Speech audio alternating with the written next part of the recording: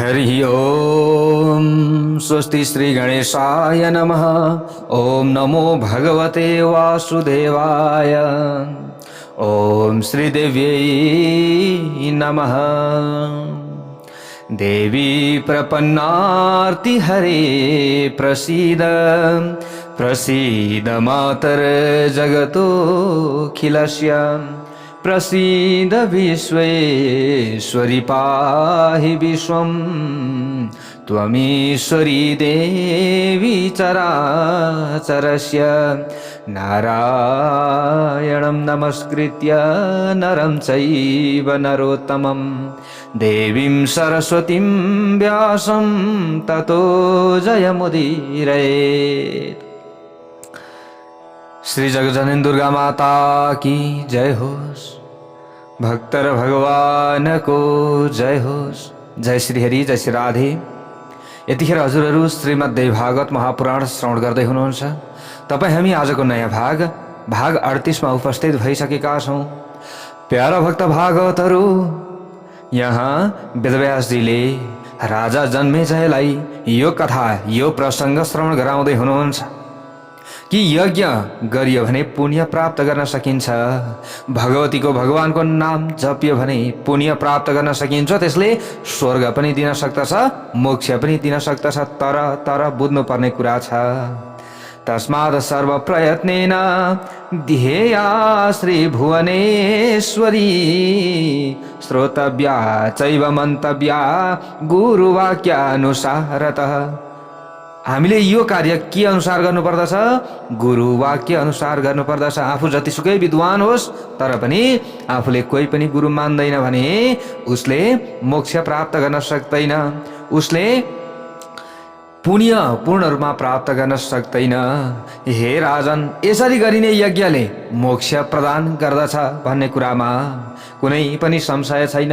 राजन्नेव कृतो यज्ञो मोक्षदो नात्र संशय न अत्र संशयः। राजन एवं कृतः यज्ञः मोक्षदा भनेको मोक्षम ददाति, यानी कि मोक्षलाई दिन्छ भनेको यसरी यो प्रक्रियाद्वारा, यो विधिद्वारा हामीले कुनै पनि कार्य गर्दछौँ भने त्यो कार्यले व्यक्तिलाई मोक्ष दिन्छ। नात्र संशय, न अत्र संशय, कुनै शङ्कै छैन यसमा भनेर वेदव्यासजी जो 18 महापुराण, 18 पुराण उपपुराणका जो कर्ता हुनुहुन्छ अथवा लेखनकर्ता हुनुहुन्छ, उहाँले नबुझेको कुरा के थियो होला र? 4 वेद उहाँले जसले विभाजन गर्नुभयो, 4 वेदका रूपमा महाभारतको रचना गर्नुभयो, अब उहाँले नजानेको कुरा के छ होला र? प्यारा भक्त भागवतहरू, तर आज हामी त आफै जान्ने भएका छौँ। ओहो, म जति जान्ने को छ र? बोल्दाखेरि पनि अभिमानपूर्ण तरिकाले बोल्छौँ, होइन र? को व्यक्ति कसरी बोल्दैछ, कुन हिसाबले बोल्दैछ भन्ने कुरा त उसको एउटा शब्दबाट, एउटा बोलीबाट थाहा हुन्छ नि, होइन र? ओहो, सच्चा यदि भगवानको भक्त छन् भने पक्कै पनि भगवानको शक्ति हुन्छ उसमा, र थाहा हुन्छ, केही न केही हदसम्म थाहा हुन्छ। यसरी बताइएको छ। र हामी भेद बुद्धि, हामीमा भेद बुद्धि उत्पन्न हुन्छ नि, होइन? यो पुराण त सुन्न हुने हो, यो पुराण त राजसी हो, यो सात्विक हो, यो तामसी हो, यस्तो चाहिँ व्यक्तिहरूले विभाजन गरिदिन्छन्। ल हेर्नुहोस् है, त त्यो हिसाबमा शास्त्रमा कहीँ बताइयो भने व्यक्तिहरूको कल्याणका लागि, त्यसको निराकरणका लागि, होइन, कुनै पनि यस्तो काम नगर है भन्दाखेरि पनि त त्यो शब्द उच्चारण गरिएको हुन्छ, तर त्यसलाई प्रमाण मान्दछन् व्यक्तिहरू र आफू नरकमा जाने काम गर्दछन्। अनि गुरु गुरुमा भेद गर्छन्, भगवान भगवानमा भेद गर्छन्, शास्त्र शास्त्रमा भेद गर्न पुग्छन् र अन्तिममा नरकमा जाकिन्छन्। यो मैले भनेको कुरा होइन, हजुरहरूले आफै पढ्न सक्नुहुन्छ। 18 उपपुराण, 18 महापुराणहरू सबै राखिनेछ, जस्ताको तस्तै राखिनेछ, पुरा राखिनेछ। हामीले यहाँ छन्द छन्द एक एक अध्याय मात्रै, बीचको कथाहरू मात्रै काटेर, त्यही पनि अगाडिका कथाहरू, अगाडिका पुराणका कथाहरू मात्रै जोडेर हामीले टाइम बिताउने मात्र काम गरेका छैनौँ। जय बोलौँ एकचोटि भगवती उमा की जय होस्। यति कुरा हजुरहरूले ध्यानमा राख्नु होला प्यारा भक्त भागवतहरू। अब यहाँनिर केसम्म हो भन्ने कुरा त हजुरहरूले सुनेपछि थाहा हुने हो नि त। हामी सुन्दैनौँ, होइन? अब हामीले इन्ट्रेस्ट नै राख्दैनौँ, इच्छुक नै हामी छैनौँ भने त हामीले न बुझ्दछौँ, न जान्दछौँ, न सुन्दछौँ, केही पनि हुँदैन। तर हजुरहरूले त सुनिराख्नु भएको छ। धेरैभन्दा धेरैले प्रत्येक दिन हजुरको भिडियो, हजुरको कथा नसुनिकन त निन्द्रा लाग्दैन, खानै रुच्दैन भन्नुहुन्छ। हजुरहरूलाई बहुत बहुत साधुवाद छ, धेरै धेरै धन्यवाद छ। किनभने यसरी नै कथामा मन लागिराखोस्। जब कथामा मन लाग्छ नि, हामीले हिजै अस्ति नै सुनिसकेका छौँ, जसले कथा निरन्तर सुन्नुहुन्छ उहाँहरूमा सात्विकी बुद्धि प्राप्ति हुन्छ। सात्विक चाहिँ स्वरूप, सात्विक सोच विचार आउँछ। जब सात्विक बुद्धि उत्पन्न हुन्छ तब मात्र भगवानको कृपा हामीलाई मिल्दछ। राजसी र तामसी वृत्ति हाम्रो दब्दै जान्छ, दब्दै जान्छ, दब्दै जान्छ। सात्विकी वृत्तिमा वृद्धि हुन्छ। जब सात्विकी वृत्तिमा जब वृद्धि हुन्छ तब हाम्रो कल्याण निश्चित छ भनेर बताइएको छ। त्यो त हजुरहरूले श्री विष्णु महापुराण सुन्दै हुनुहुन्छ धर्म मार्ग युट्युब च्यानलबाट, त्यहाँ पनि त पक्कै पनि बुझ्नु भएको छ, सुनिसक्नु भएको छ हजुरहरूले।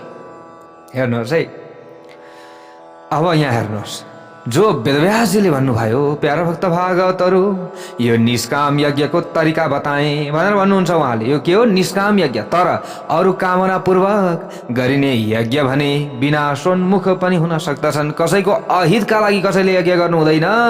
अरूको अहितका लागि यज्ञ गर्दछ भने स्वयं ऊ आफै पनि नष्ट हुन पुग्दछ।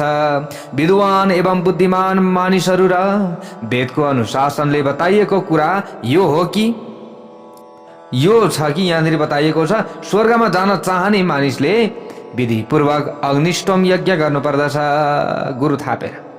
मेरो विचारमा अग्निष्टोम यज्ञ गरी स्वर्गमा पुगे पनि भोगका कारण पुण्य समाप्त भएपछि ती यज्ञ गर्ने मानिसहरूलाई पनि धरतीमै फर्कनु पर्दछ भनेर भन्नुहुन्छ वेदव्यासजी। हे राजन, मेरो विचारमा चाहिँ जतिसुकै अग्निष्टोम यज्ञ गरोस्, उसले यदि पुण्य मात्र प्राप्त गरेको छ भने स्वर्ग प्राप्त गर्दछ।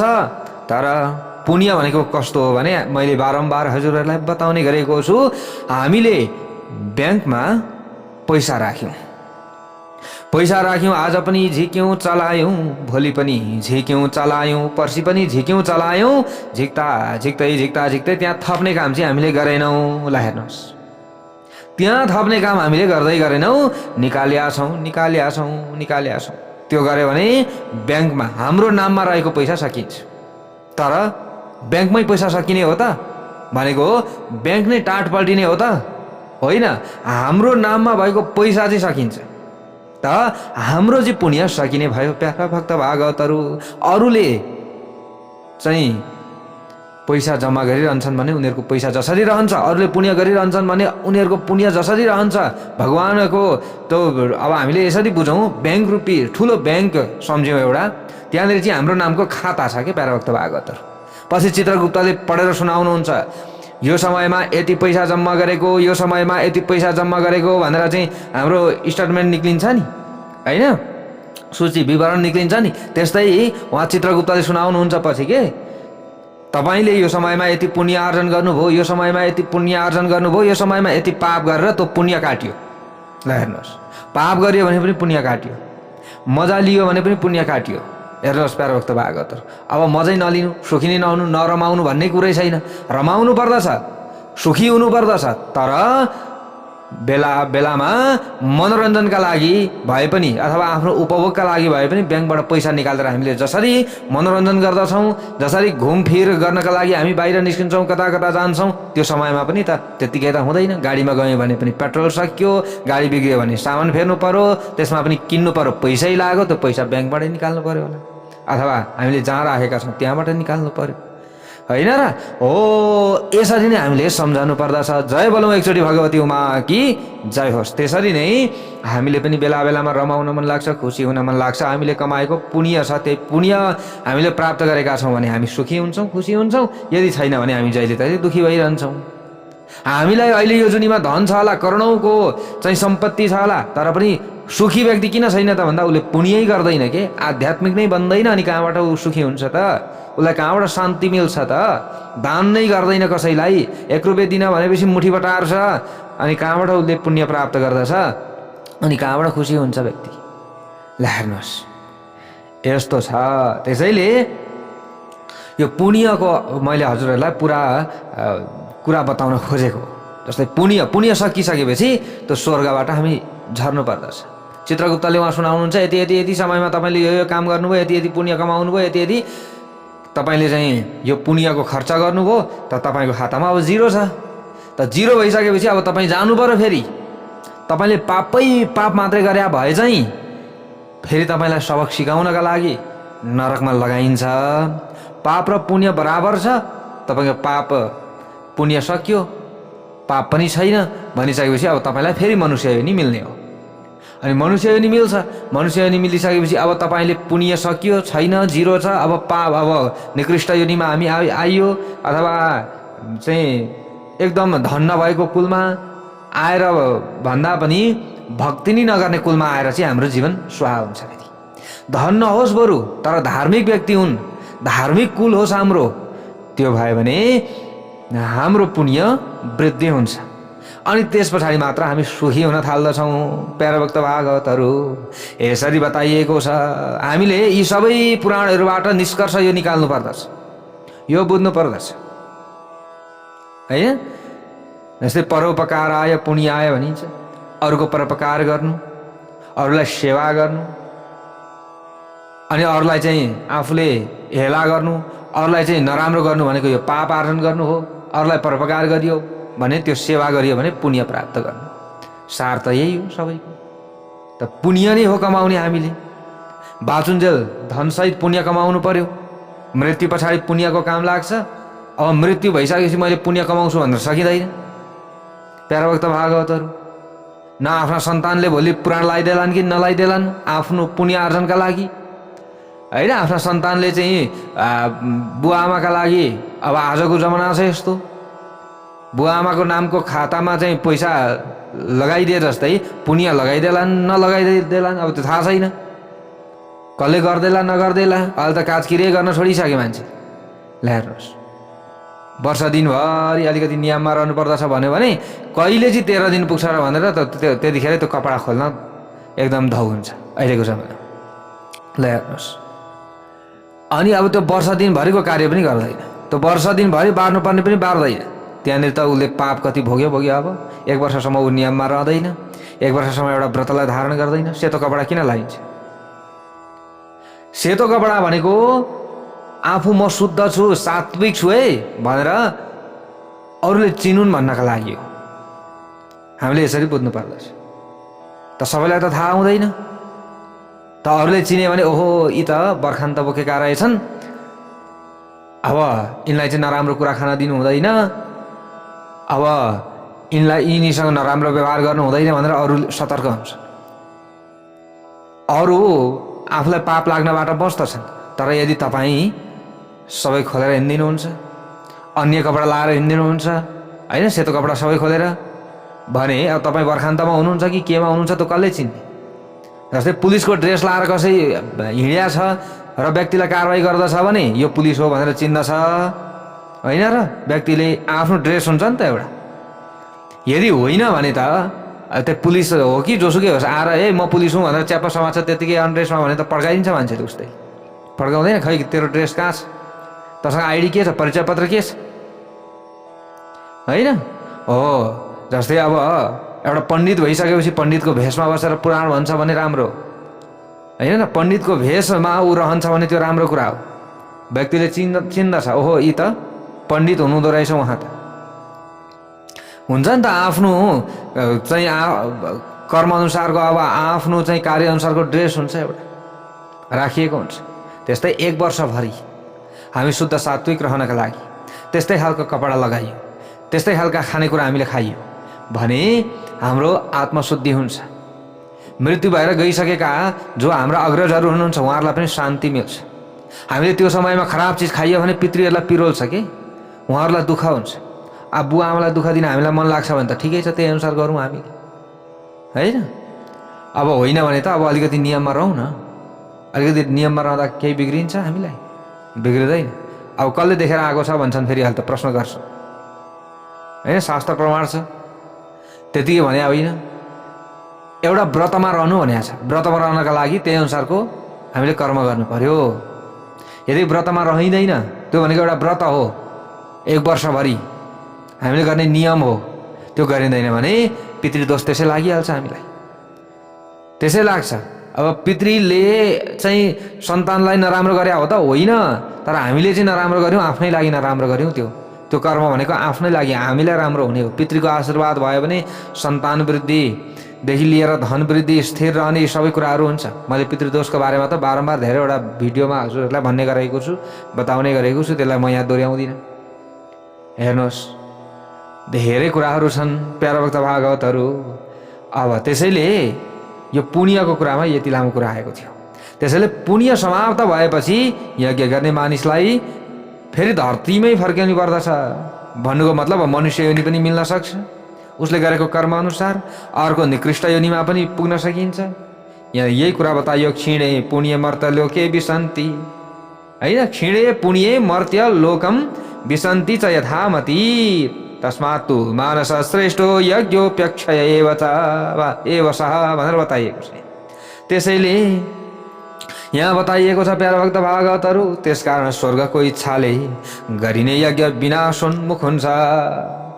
कहिले पनि फलको नाश नहुने मानस यज्ञ नै सर्वोत्तम यज्ञ हो। विजयको इच्छा गर्ने राजाले कहिल्यै पनि मानस यज्ञ सम्पन्न गर्न सक्दैन। हे राजन, केही समय पहिले तपाईँले तामस सर्प यज्ञ गर्नुभएको थियो, जुन यज्ञमा तपाईँले दुष्ट तक्षकसँग शत्रुताको बदला लिनुभएको थियो। त्यसै क्रममा तपाईँले करोडौं सर्पहरूलाई आगोमा भेट चढाउनु भयो, आगोमा लगाइदिनु, होमिदिनु, डढाइदिनु। हे राजन, तपाईँले अब विधिपूर्वक र विस्तारपूर्वक भगवती भुवनेश्वरीको यज्ञ सम्पन्न गर्नुहोस्, नभए तपाईँको खैरात छैन। अब तपाईँले धेरै ठुलो पाप पनि गर्नुभएको छ, यो कुरा तपाईँले विचार गर्नुहोस्। र पितृहरू पनि सुखी छैनन् तपाईँबाट। प्राचीन समयमा सृष्टिको आरम्भमा भगवान विष्णुले भुवनेश्वरीको यज्ञ गर्नुभएको थियो। उहाँलाई पनि शक्ति प्राप्तिका लागि भुवनेश्वरीको यज्ञ गर्नुपर्दछ, भगवान श्रीहरि विष्णुलाई पनि। हे राजा, म तपाईँलाई देवी यज्ञको विधि बताउँदैछु, यो तपाईँले गर्नै पर्दछ। मैले भनेअनुसार तपाईँले गर्नुहोस्। हे जन्मेजय, तपाईँको घर दरबारमा वेदका पूर्ण ज्ञाता, विधि जान्ने, फेरि यहाँ श्रीमद्देव भागवत महापुराणमा बताइयो, विधि नै नजान्ने हो त होइन, भक्ति हो, भक्ति पनि चाहिन्छ। भक्ति बगैर त केही नै हुँदैन। विधि जानेको छ, भक्ति छैन भने पनि काम भएन, भक्ति छ विधि छैन भने पनि काम भएन। यो कुरा विचार गर्नु पर्यो प्यारा भक्त भागवतहरू। यदि हजुरहरूले नामै मात्रै जप्नुहुन्छ भने त यसमा कुनै पनि विधि सिधि पनि चाहिएन, भक्तिपूर्वक हजुरहरूले नाम जप्नुहुन्छ, कथा मात्रै सुन्नुहुन्छ भने यो कुरा भयो। तर होइन, म पूजै गर्छु भन्न लाग्नुहुन्छ भने अलिकति केही न केही विधि त चाहियो नि, त त्यसैबाट हाम्रो कल्याण पनि हुन्छ प्यारा भक्त भागवतहरू, होइन र? हो। अब एउटा उदाहरण म हजुरहरूलाई दिन्छु, एउटा लाइटको उदाहरण दिन्छु म। जस्तै अब 5 वाटको ब्याट्री छ, हजुरले लाउनु भयो 100 वाटको बल्ब लाउनु भयो। अब विचार गर्नुहोस्, 5 वाटको ब्याट्री छ, 100 वाटको बल्ब लाउनु भयो, बल्ला एकचोटि झिलिक्क एकछिन बल्ला सकिहाल्छ, एकैछिनमा सकिन्छ। तर तपाईँले अब पावर कन्ट्रोल गर्ने राखेर विधिपूर्वकको म यो हिसाब बताउँदैछु है प्यारा भक्त भागवतहरू। यदि पूजै गरियो भने त फल मिल्यो। त्यो पूजै भनेको चाहिँ अथवा यज्ञ नै भनेको चाहिँ एउटा 100 वाटको बल्ब जस्तो 0 अथवा 5 वाटको बल्ब भन्दा चाहिँ अलिकति विशिष्ट, धेरै उज्यालो दिने, अथवा हामीलाई धेरै पुण्य दिने, अथवा छिटो पुण्य दिने, यसरी बुझ्नु पर्यो हामीले। अब 500 वाटको बल्ब हामीले ब्याट्री राख्यो, त्यहाँनिर हामीले रेसिस्टेन्स आदि राखियो, होइन, डायोडहरू राखेर त्यसलाई चाहिँ पावर कन्ट्रोल गर्ने राखेर हामीले 100 वाटको बल्ब बालियो भने त्यो लामो समय दिनभरि पनि बल्ने भयो, उज्यालो पनि मजाले दिने भयो। ल, हामीले यो कुरा बुझ्नु पर्यो। त्यस्तै हामीले विधिपूर्वक पूजा गरियो, नाम मन्त्र सहित, विधि सहित भनेको हामीले त्यो 5 वाटकोमा 100 वाटको बल्ब जोडेर एकैछिनमा झ्यालाक्क होइन, विधि के पुरा गरियो, 500 वाटको ब्याट्री ल्याइयो, त्यहाँ रेसिस्टेन्स डायोडहरू लगाइयो, अथवा पावर कन्ट्रोल गर्ने त्यहाँ कुनै पनि यन्त्र उपकरणहरू लगाइयो, अनि बल्ब बालियो भने त्यो के भयो, एउटा विधि प्रक्रिया भयो। तपाईँले 500 वाटको बल्ब ल्याउनु भयो, 100 वाटको बल्ब राख्नुभयो, 500 वाटको ब्याट्री राख्नुभयो, ल्याएर झ्याप्प जोडिदिनु भयो भने प्लाट्टै पड्किन्छ, सकियो। फेरि त्यसका लागि के चाहियो, विधि चाहियो भन्ने मतलब यो हो। हेर्नुहोस् है, विधि चाहियो। त्यसका लागि पावर कन्ट्रोलदेखि लिएर त्यहाँ गर्नुपर्ने कार्यहरू गर्न पर्यो। अनि त्यसले दिनभरि बल्छ, उज्यालो पनि दिन्छ। भनेको दिनभरि भनेको दिउँसो त हामीलाई आवश्यकता छैन, तर रातिको समयमा होस् अथवा अँध्यारो भएको समयमा होस् अथवा दिउँसो पनि बन्द कोठामा उज्यालो फाल्नु परेको अवस्था होस्, हो यो हिसाबले जसरी हामीले यो विधिलाई, यो प्रक्रियालाई पुरा गरेर बाल्दाखेरि हाम्रो लागि सुखदायक हुन्छ त्यो बल्बको प्रकाश, त्यस्तै तरिकाले हामीले पनि पुण्य आर्जनका लागि यदि विधिपूर्वक पूजा गर्दछौँ भने त्यसले हामीलाई सुखी बनाउँछ, त्यसले हामीलाई खुसी बनाउँछ। त्यो हाम्रो लागि सुखदायक हुन्छ, पुण्यदायक हुन्छ र मोक्षदायक पनि बन्दछ। हो, यी कुराहरू हामीले विचार गर्नु पर्यो। कहीँ कहीँ म सुन्छु कि के को विधि सिधि चाहियो, भक्ति गरे भइगयो नि। हुन्छ, भक्ति नै मात्रै गर्नेलाई भक्ति नै मात्रै गरे पनि हुन्छ। हामीलाई कुनै पनि चाहनाको आवश्यकता छैन, तर हामी त गृहस्थी हौँ है प्यारो भक्त भागवतहरू। भक्ति मात्रैले पुग्दैन नि फेरि, गृहस्थी हौँ है। मैले बारम्बार भन्ने गरेको छु, भक्ति मात्रै गर्दा अब पूर्व जन्मको चाहिँ हामीले पापहरू गरेका छैनौँ, पूर्व जन्ममा राम्रो छ, सबै कुरा सुध्रिएको छ जीवन भने गृहस्थ आश्रममा पनि हामीले अब ल बिहान बेलुका धुप नै बाल्दैनौँ, भगवान्को अगाडि मूर्ति नै म राख्दिनँ, म त्यतिकै ध्यान मात्रै गर्छु, भगवान्को नाम नै जप्छु, जपिरहन्छु, म त्यत्तिकै भन्नुभयो भने पनि तपाईँका लागि त कामना नै केही छैन भने त ठिकै छ, त्यतिले पनि पुगिहाल्छ। तर हो अलिकति कामना छ, गृहस्थी हो, अब धनमान चाहिएको छ, अलिकति अगाडि बढौँ भन्ने चाहिएको छ र साथसाथै मोक्ष पनि चाहिएको छ, अलिकति मान सम्मान पनि मिलोस् र सबैले राम्रो पनि भनौँ, सबै कुरा सबैतिर राम्रो होस् भन्नका लागि त हामीले भगवान्को सेवा आराधना पूजा त गर्नै पर्छ। भक्ति पनि चाहियो फेरि त्यसमा, भक्ति बेगर चाहिँ हुँदैन, फेरि भक्ति त चाहियो होइन। अब त्यसमा हामीले चाहिँ दियो कलश गणेश सहित हामीले पाञ्चायन देवी देवता राख्न सक्छौँ। जस्तै हजुरहरूले विष्णु भगवान्लाई इष्ट मान्नुहुन्छ भने विष्णु पाञ्चायन राख्नुहोस् घरमा, अथवा शिवलाई इष्ट मान्नुहुन्छ भने भगवान् शिवजीलाई इष्टदेव मान्नेले शिव पाञ्चायन राख्न सक्नुहुन्छ। गणेशजीलाई इष्ट मान्नुहुन्छ भने गणेश पाञ्चायन राख्न सक्नुहुन्छ होइन हजुरहरूले। अनि अब सूर्यलाई इष्ट मान्नुहुन्छ भने सूर्य पाञ्चायन राख्न सक्नुहुन्छ, देवीलाई इष्ट मान्नुहुन्छ भने देवी पाञ्चायन राख्न सक्नुहुन्छ। यसरी राखेर बिहान बेलुका हामीले पूजा गर्छौँ। बिहान बेलुका हामीले अलिकति श्रद्धा भाव र भक्तिपूर्वक भगवान्लाई स्नान गराइदिन्छौँ। अनि हामीले चाहिँ आफूसँग जे छ, जलफल जे छ, यो पदार्थ नै चाहिन्छ, यति क्विन्टल नै चाहिन्छ, यतिवटा लड्डु नै चाहिन्छ, यस्तै चाहिन्छ भन्ने पनि हुँदैन। तर हामीले अलिकति मात्रै भए पनि विधिपूर्वक, थोरै मात्रै भए पनि, थोरै धेरै पनि चाहिएन विधि पनि, फेरि सबै सामग्री नै जुटाउँदा मात्रै विधि पुग्ने होइन नि त, होइन र हो। तर राख्नुपर्ने देवदेवता राखेर गर्नुपर्ने कार्य गरेर अनि थोरै धूप दीप नैवेद्य, चन्दन फुल अक्षता, धूप दीप नैवेद्य, यतिले मात्रै पनि विधि पुग्छ। विधि पुर्याउनको लागि यहाँ अनेक तानाबाना बुन्नुपर्छ भन्ने छैन नि त। पञ्चोपचार अथवा षोडशोपचार भनिन्छ पूर्ण विधिका लागि। पञ्चोपचार चन्दन फुल अक्षता, धूप दीप नैवेद्य, अरू के चाहियो हामीलाई? त्यति मात्रैले भगवान्को सेवा आराधना गर्छौँ। त्यति गर्नका लागि हामीलाई बिहान मन्त्र जपसहित आधी घन्टा लाग्छ होला लगभग। यसो मन्त्र सन्त्र पाठ साठ गरियो भने लगभग अब आधी घन्टा 45 मिनट जति लाग्ला।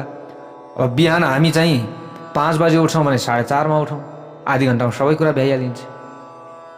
आधी घन्टा हामीले भगवानका गुणानुवाद आदि सुन्नका लागि लगाइयो, भगवानको सेवा आराधना पूजाका लागि लगाइयो भने हाम्रो जीवन सुखद हुन्छ।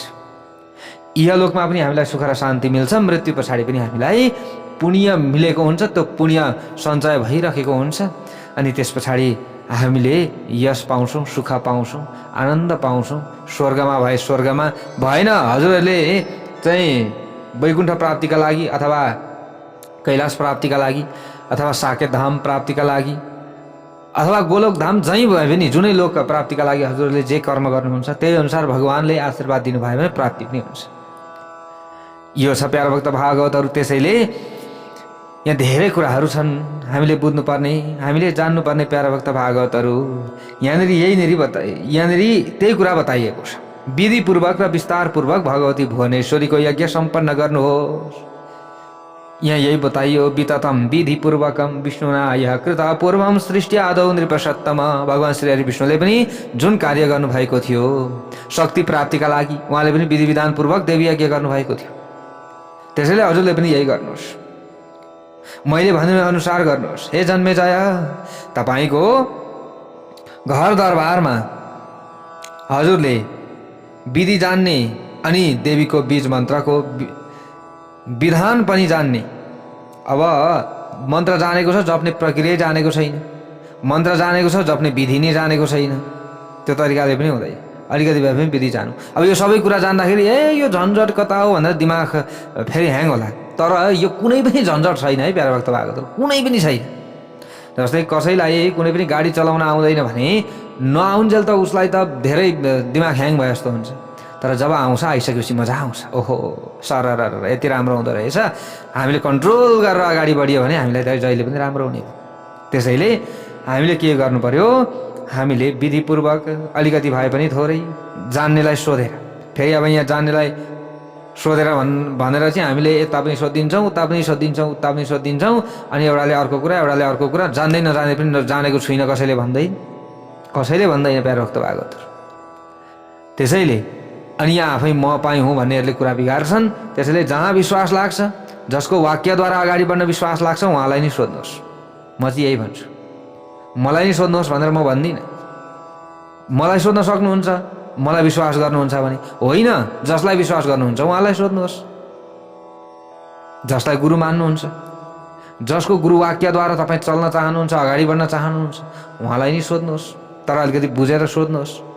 यो कथावाचक भन्दैमा होइन, पुराण लगाएर हिँड्छु भन्दैमा, पुराण त रटेका भरमा मान्छेले भन्छन्।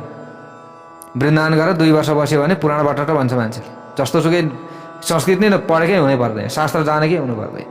पुराण भन्ने मात्रै सबै ठुलो कुरा हुँदैन के। यो सबै कुरा हामीले बुझौँ। अलिकति जान्ने, विधि जान्ने हुनु पर्यो, शास्त्र जान्ने हुनु पर्यो। अनि अब टुप्पो टुप्पो पड्काएर हुँदैन। फेदैदेखि हामीले जान्ने, फेदैदेखि जग बसेको व्यक्ति हुन पर्यो। अलिकति ताइफाइ, अलिकति राम्रो राम्रो कपडा लगाएको छ, राम्रो राम्रो स्टेज बनाएर बसेर पुराण भनेको छ, राम्रा राम्रा चाहिँ सङ्गीतकारहरू राखेर यताउता गरेर हाइ हुइ गरेको भरमा मात्रै यहाँनिर विद्वान कोही पनि हुँदैन प्यारा भक्त भागवतहरु। अब समाजमा त त्यस्तै चलेको छ। फेरि मैले भनेको थिएँ नि अस्ति नै, विद्वान व्यक्तिहरू लुक्नु भएको छ। विद्वान व्यक्तिहरूलाई हामीले चिन्नै सक्दैनौँ। जो आदि ज्ञान भएका छन्, अर्ध ज्ञान विष समान हुन्छ, अनि उहाँहरू चाहिँ छचल्किनुहुन्छ कि है बाहिर, ओ मै हुँ छाती फुलाएर, ओ म जतिको जान्ने कोही पनि छैन। त्यसको चाहिँ सुन्नु, त्यसले भनेको चाहिँ केही पनि होइन है, त्यसले भनेको त सब झुटो हो, त्यसले त केही पनि जान्दैन भनेर अभिमानको पोको बोकेर हिँड्नुहुन्छ है। अथवा हामी हिँड्छौँ, म त अरूलाई भन्दिनँ, आफैलाई भन्ने हो प्यारा भक्त भागवतहरु। त्यसैले यो सबै कुरालाई विचार गरेर हजुरहरू अगाडि बढ्नु होला। म त यही भन्छु, अलिकति चिनेर बुझेर जानेर अगाडि बढ्नु होला। यहाँनिर त अहिले पद पनि पैसाको भरमा बिक्न थालेको छ, कलियुग हो प्यारा भक्त भागवतहरु। त्यसैले पद, कोही ठुलो पदमा छ भनेर पनि मक्ख नपर्नुहोस् हैन। धेरै ठुलो पदमा छ कोही सँग, अब धेरै ठुल्ठुलो पद हुन्छ नि, जस्तै अब धार्मिक क्षेत्रमा पनि पद, अथवा तपाईँको चाहिँ राजनीतिक क्षेत्रमा पनि पद, सब पैसाले पनि कतिले किने हुन्छन् हैन। मैले त यो सबैलाई सचेत गराउन खोजे हो, सचेत मात्रै गराउन खोजे हो। त्यसैले अहिले त पैसा तिरेर पद लिने चलन पनि बढिसकेको रहेछ कि, धेरै त्यस्तो पनि सुन्छौँ हामीले। त्यसैले यस्ता उस्ता कुराबाट हामीले बचेर अगाडि बढ्नु होला। यदि हजुरहरूलाई विश्वास लाग्छ भने, अब विश्वास लाग्दैन भने हजुरहरूको कुरा भयो। जय बोलौँ भगवती माता की जय होस्। अब यहाँ जस्तो छ मैले त त्यस्तै कथा सुनाउने हो, जस्तो छ त्यही हजुरहरूलाई बताउने हो, अरू मैले केही पनि जान्दिनँ प्यारा भक्त भागवतहरु। अब यहाँ हेर्नुहोस्, अब यहाँ विधि बताउँछु भनेर भन्नुहुन्छ, मैले भनेअनुसार हजुरले गर्नुहोस् भनेर भन्नुहुन्छ।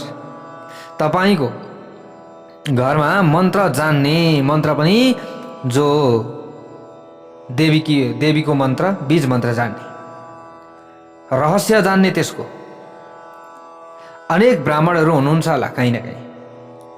उहाँहरूले नै भुवनेश्वरीको यज्ञमा तपाईँलाई कर्ता बनाएर यज्ञका कामहरू सम्पन्न गर्नुहुनेछ। यदि यसरी सम्पन्न गर्नुभयो भने तपाईँ शुद्ध यजमानको रूपमा रहनुहुनेछ, तपाईँ जान्ने यजमानका रूपमा रहनुहुनेछ। हे महाराज, तपाईँले विधिपूर्वक देवीको यज्ञ गरेर त्यस यज्ञबाट प्राप्त हुने पुण्यलाई पिताका निमित्त अर्पण गरी दुर्गतिमा पुगेका आफ्ना पिता परीक्षितको उद्धार गर्नु हो। समुद्धर महाराज पितरम दुर्गति गतम, यसरी बताइएको छ प्यारा भक्त भागवतहरू। भन्नुहुन्छ अगाडि गएर ब्राह्मणको अपमानबाट पैदा हुने पाप निकै डरलाग्दो हुन्छ र नरकदायक पनि हुन्छ। हे निष्पाप राजा, तपाईका पिता परीक्षित ब्राह्मणको श्रापबाट प्रकट भएको दोषले ग्रस्त हुनुभएको छ र अर्को कुरा, सर्पले डसेका कारण उहाँको अकाल मृत्यु पनि भएको छ। फेरि भुइँमा बिछ्याइएको कुशासनमा उहाँको मृत्यु भएको छैन। कहाँ भएको छैन? भुइँमा बिछ्याएको कुशासनमा मृत्यु भएको छैन। मृत्यु हुनुपर्दछ त्यस्तो ठाउँ। आकाशमा उहाँको मृत्यु भएको छ। उहाँको मृत्यु युद्धको मैदानमा भएको छैन। आकाशमा भएको भए पनि त युद्ध मैदानमा भएको भए त राम्रै हुन्थ्यो, त्यो पनि होइन। गङ्गाको तीरमा पनि भएको छैन। त्यसैले हे जन्मेजय, तपाईका पिता स्नान दान आदि कुनै पनि कर्म नगरी राजभवनको माथिल्लो तलामा प्राण त्याग गरेर जानुभएको छ। परीक्षितको मृत्यु यसरी भएको छ। हो, उहाँले अब श्रीमद् भागवत महापुराणमा हजुरहरूले सुन्नुभएको होला। त्यहाँनिर सुखदेवजी आउनुभयो, श्रीमद् भागवत महापुराण श्रवण गराउनुभयो र परीक्षितलाई मुक्त बनाउनु हो भन्ने कथा श्रीमद् भागवत महापुराणमा छ। श्रीमद् भागवत महापुराणमा के छ हजुरहरूले यहाँ सुन्दै गएपछि अगाडि बुझ्नुहुनेछ। अब यहाँ के छ भन्दा, जो राजा परीक्षित हुनुहुन्छ, राजा परीक्षितलाई अब उहाँको मृत्यु भइसकेपछि जन्मेजयले श्रीमद् भागवत महापुराण लगाएर तारेको कथा प्रसङ्ग छ। हेर्नुहोस् प्यारा भक्त भागवतहरू, अब त्यहाँ भनियो कि परीक्षितको केही पनि गर्नु परेन, परीक्षितलाई श्रीमद् भागवत महापुराणको कथा श्रवणले नै मुक्ति दियो भनेर बताइएको छ। तर स्वयं फेरि वेदव्यासजी यहाँ के भन्नुहुन्छ? वेदव्यास उहाँ नै हुनुहुन्छ। फेरि उहाँले भन्नुहुन्छ, ठिकै छ, श्रीमद् भागवत महापुराण श्रवण गरेर उहाँ मुक्त हुनुभयो, पक्कै पनि हुनुहुन्छ भन्ने लागेको छ। तर एउटा शङ्का पनि छ। फेरि शङ्का के छ? उहाँको मृत्यु भएको छ आकाशमा अथवा मानौ अन्तरिक्षमा, घरभित्र, घर बाहिर पनि होइन, घरमाथि भएको छ। अनि युद्ध मैदानमा पनि होइन, अन्तरिक्षमा माथि भएको छ, गङ्गाको तीरमा पनि होइन।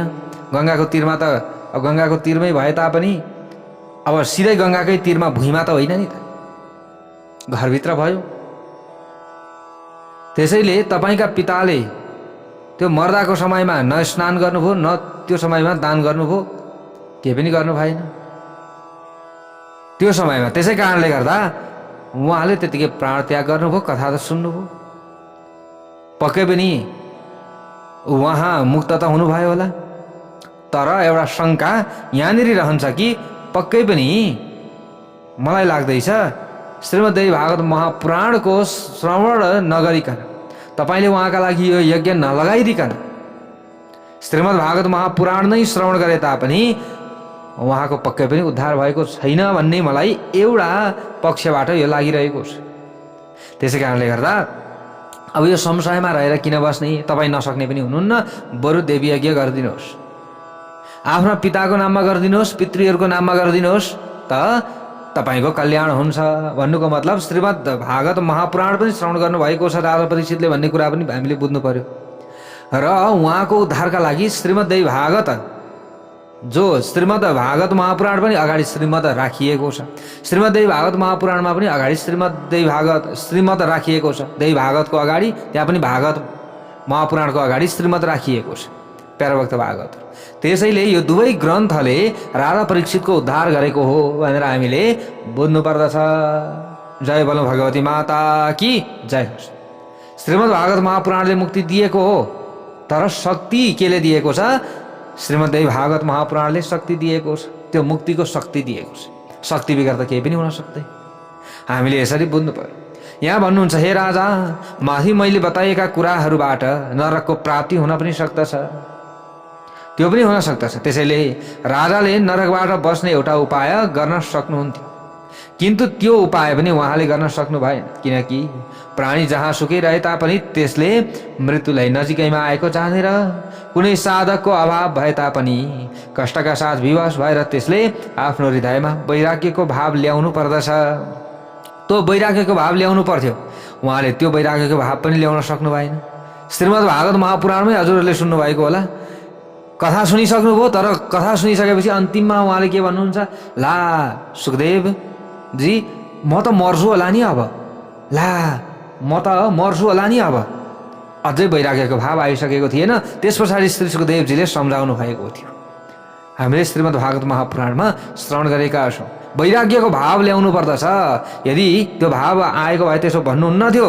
उहाँमा वैराग्यको भाव पनि आएको छैन पक्कै पनि। त्यसैले कहीँ न कहीँ उहाँ समस्यामा हुनुहुन्छ कि अधोगतिमा हुनुहुन्छ कि उहाँको उद्धारका लागि यो कार्य गरौँ भनेर भन्दै हुनुहुन्छ वेदव्यासजीले। अब यहाँबाट उताको कथा प्रसङ्ग भोलि श्रवण गर्नेछौँ। जय बोल्नु भगवती उमा की जय।